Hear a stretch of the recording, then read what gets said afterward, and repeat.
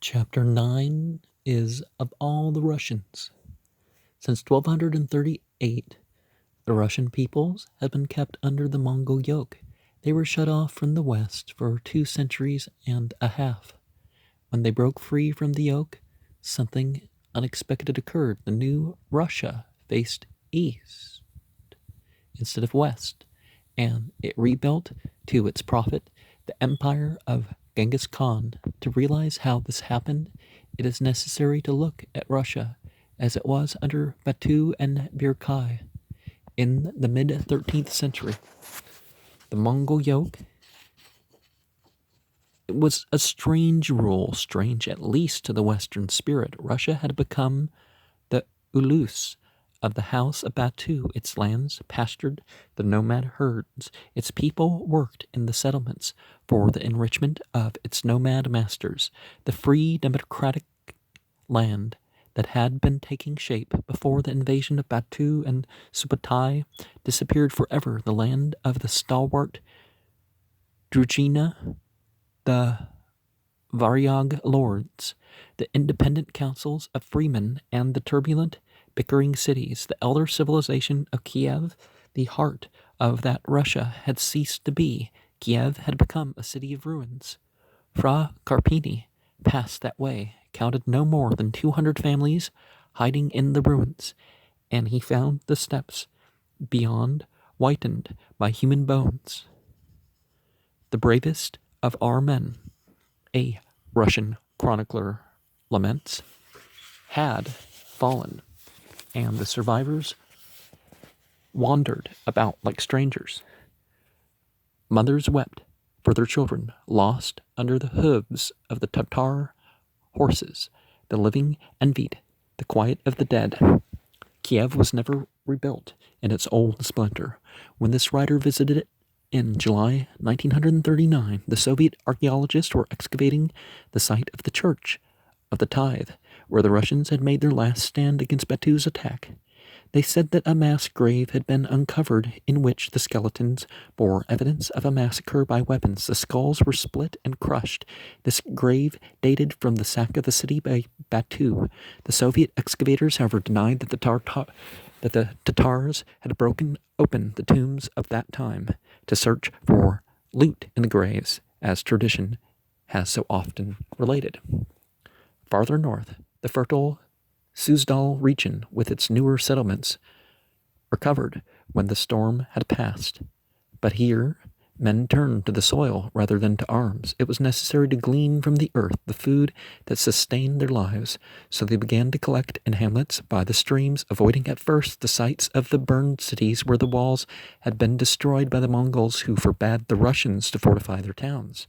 Of these survivors, the methodical Mongols of Batu's day made a census.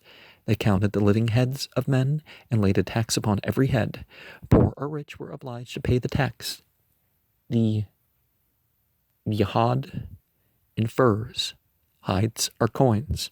Batu and Birkai minted coins in the name of the far distant Khakan to make payment easier, but the burden lay heavy upon the poorer sort. The Smerdis. If a man failed to pay the Vaihad, his children were seized to be sold as slaves, and he might be taken himself. To escape this payment to the squeezers, many of the free land workers bound themselves as serfs to richer men. They became chlops, animals. The wealthier landowner paid the tax for his new serf or animal. Being sturdy souls, the unfortunate peasants often revolted against the Mongol tax gatherers. Then the dreaded horsemen of the horde would appear to drive off the cattle and carts of the rebels, and then to lay waste the villages with fire and sword. The Russian princes were obliged on such occasions to intercede for their liegemen. They went before the Khan to ask mercy for their people, and in time they were forced to beat down rebellion among their Smerdis to escape an inroad by the Mongol horsemen. Meanwhile, both the princes and common men were becoming accustomed to the absolute authority of a distant czar like Birkai, against which rebellion meant death. There was no loosening of this authority, the Mongols called these Russian princes the servants of the Khan. When Russian nobles appeared at the encampment of the Khan, they had to kneel and bow their heads to the carpet at his feet. But they were no longer sent to Karakorum with their petitions.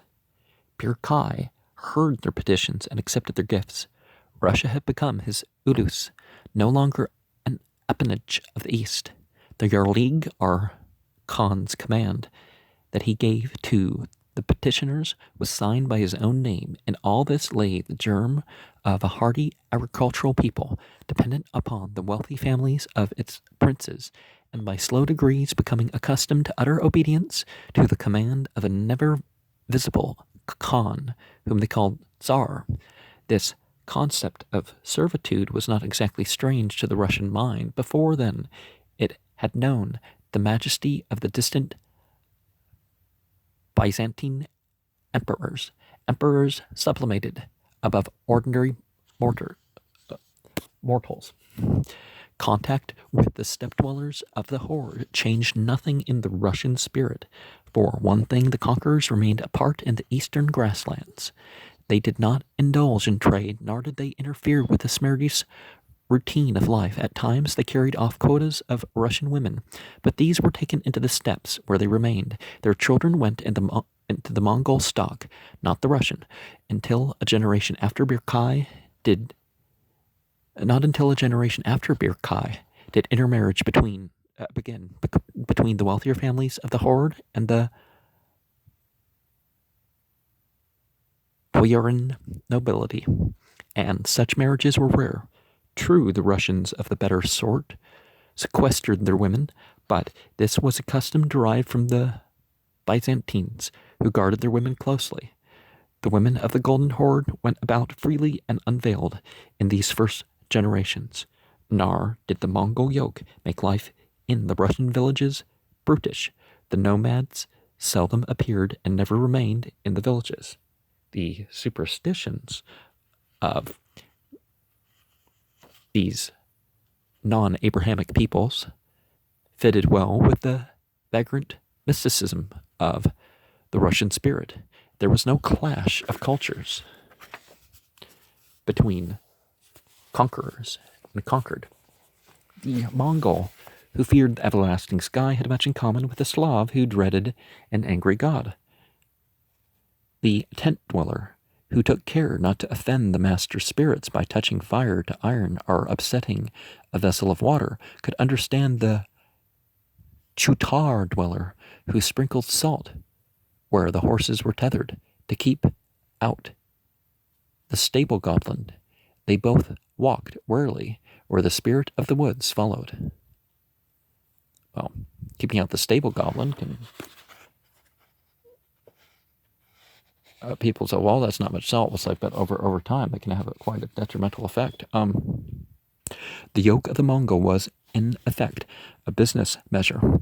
It called for a census, a tremendous tax, and a novelty to the Russians for an increase in its coined money, the use of the Asiatic counting machine, which, by the way, the Soviet workers still use in the most modern offices. Mongol words that have crept into the Russian language more often than not bear on trade, bazaar market, tovar, goods, puto, copper money, denga, silver. But beyond that, it laid the shadow of terror on the Russian land. Peace could only be had by obedience to the unseen horseman. The Russians were cut off for more than 2 centuries from contact with the vigorous feudal growth of the West. They passed from vassalage to despotism without being aware of freedom. Batu and Berkai and their successors of the Golden Horde sequestered Russia and forced it to face east instead of west. The Russians had one refuge during the centuries of isolation, the monasteries and churches. After the first attack, the superstitious tolerance of the steppe dwellers spared all religious property. getting rumbly and the tumbly here. The gold altar, vessels, and holy pitchers went unmolested. Yeah, definitely need to eat.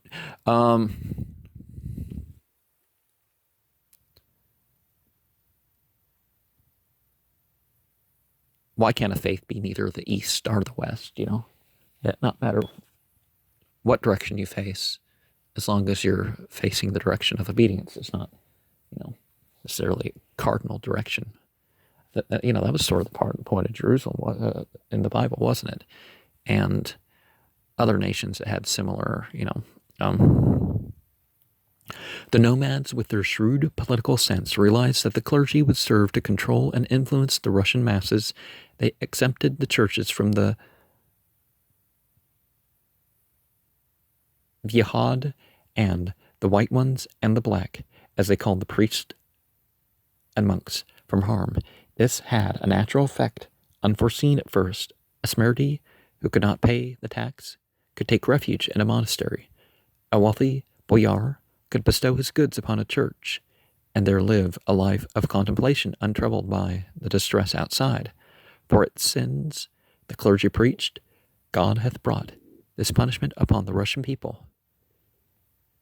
They spoke of the Mongol yoke as the Bozy Batog, the cudgel of God.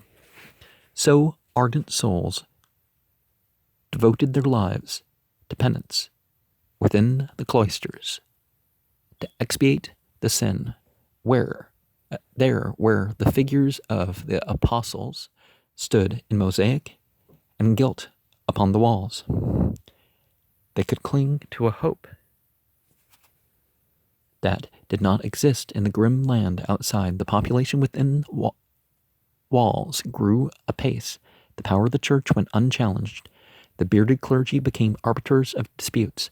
The lands of the monasteries extended farther beyond the walls.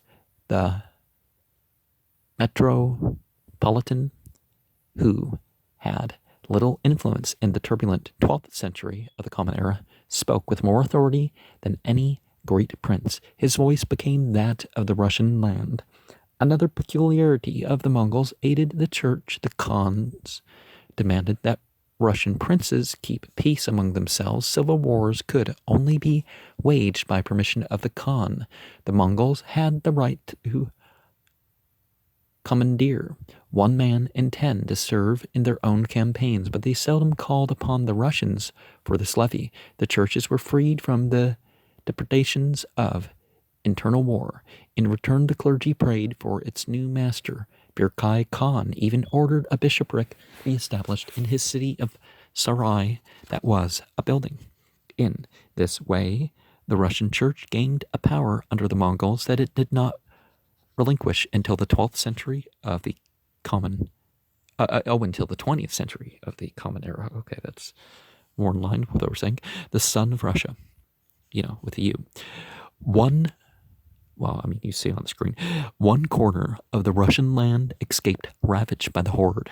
Up in the north, where the birch and fir forests meet the first lakes of the Arctic taiga, Novgorod the Great survived. At first, the Mongol armies had been too preoccupied to venture into the damp forest region, but Batu Khan had not forgotten that within the forest, by the Baltic's edge, this rich republic of merchants endured.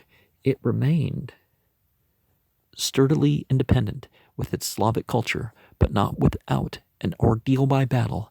At the first coming of the Mongols, the northern neighbors of Novgorod, the Scandinavians and the Livonian and the Teutonic Knights took up arms, not as the chronicler of Novgorod relates sadly to aid the free city, but to despoil it.